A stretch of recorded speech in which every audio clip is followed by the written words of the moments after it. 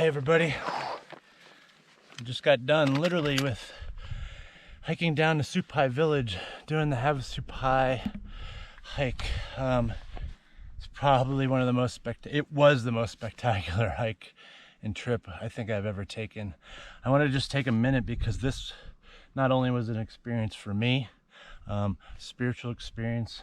The land is just amazing and the people are wonderful, and I just want to thank them all for letting us visit their land, as well as let everybody else know to come out and visit, respect the people in the land, but definitely come back.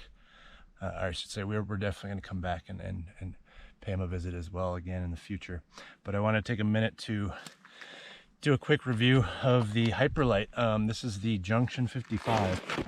This was the first time I actually used it, so I was hoping to get a little rundown and quick trial before, but real quick, I mean, you can see I have I think it's the vice versa pack up front without the straps. Really nice, handy to keep batteries and things like that for the GoPros and things like all that, little goodies. Easy to, it just got the side pockets. These are real easy to open. No struggle with them at all. I got some gels and daily stuff in here, as I see a lizard run by. So yeah, and basically I'll show you the way I packed it out. I have this around the waist strap here, so I just slip it to one side and just pull the strap off. I don't let this go, and what I do is I actually strap it, click it behind me, and then that doesn't fall off. Okay, that's the easy way to do that. When you get it on, you just do it the opposite way. I have been experimenting with the sternum strap the way up. I didn't use it. It actually felt a little more comfortable, so that just might come off. But to just give you a rundown, this is the Junction 55. I went with a bottle mount, which comes in really good with the Smart Water 700 milliliter bottles. I just use that as my sipping tea, so to speak. And then I'll go through what I have, the way I have it packed. I have on the back side here, I have two 1 liter bottles. Here we just use the filter. I have camp shoes, my Sawyer water purifier, which I just used also for the first time, which is awesome. I think that's my go-to for the foreseeable future. A nice little mat to kneel on, sit on. A lot of the rocks are a little rough. This side I just have some tripods, my water purifier bag, some chesty mounts and things like that. So inside, and again, I got a little dirt. I got a little trail dirt, which is what we all, I think, strive for when we get one of these bad boys. This thing was the best pack I've ever used, hands down. I've used Osprey, I've used Out There USA. Not that I've used every pack, but this is an amazing pack. And this is a good interlude, real quick while we're here. So if you come, you can have your packs flown in. They get a lot of gear flown in. It's a good little treat.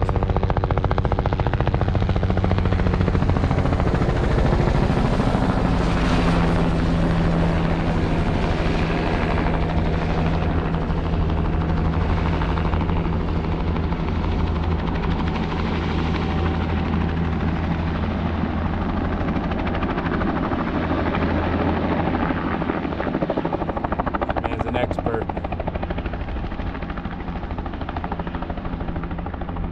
Wow. He does that a couple times a day, a lot a day. That's how they fly all their goods in and out. It's pretty awesome. You see it flying by when you come here, you'll see it. They do not fly on Tuesdays. Okay, back to the pack. Inside, it did rest a little bit, rain. I also use this as the day pack for hiking down to Beaver Falls and whatnot.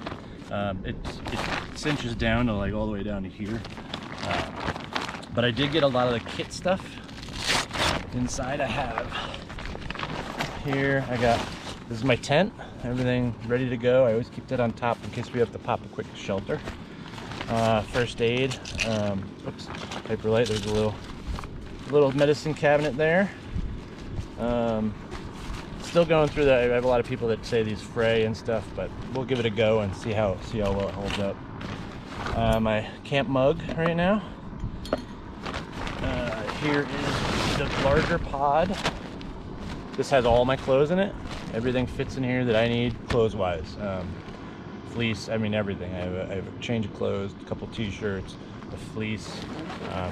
These hold nice. They take shape. I have a long sleeve shirt, a mid layer, some sleeping shorts. You name it.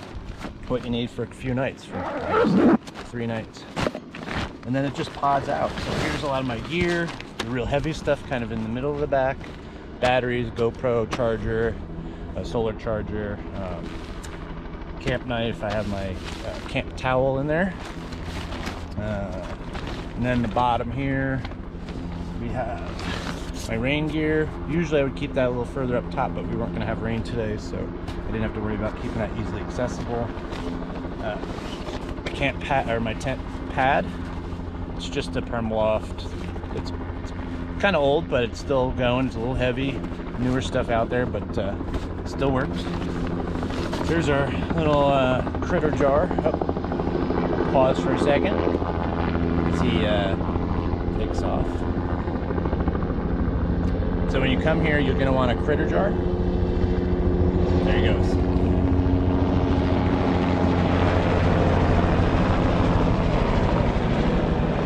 I believe it's $100 a day for that, but I believe in hiking in and hiking out. So, but if you want, and you don't want to, still you have options. You can figure that out. But anyway, here's our critter jar. You won't need a bear canister per se here. You do need a critter jar or some kind of way of hanging your food in an airtight container or sack. A lot of people use the rat sacks and things like that, but we just use this as an old power, what do you call it, whey protein thing, and we got our snacks and stuff in there, and this is enough. We just leave this closed on the camp table. Not a big deal. We didn't have any issues, so Holly just decorated a little bit.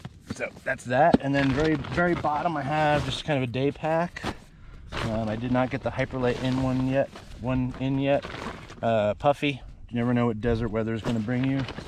And then last but not least, down bottom is my sleeping bag. It's just a 55-degree sleeping bag with my pillow. So that stays down bottom, nice and cushy on the bottom. You don't want to put anything too rough on the bottom because that'll abrade the bottom of the pack more than it needs to. So I keep something soft down. But that's it, man. That's the Hyperlite. This thing is awesome. I can't wait to take it through some more trips. I hope you guys this helped you out. There are some tips and techniques. I'm no expert for sure, but I will definitely work on getting there. Again, thanks for joining, and come check this place out. Havasupai Falls, Beaver Falls.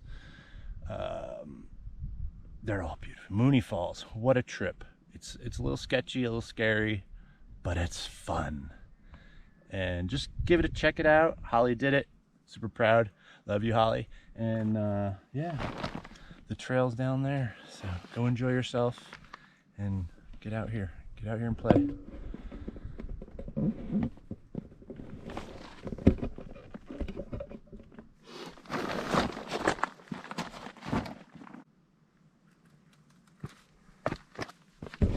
Oh yeah, don't forget to subscribe to our channel. Thanks.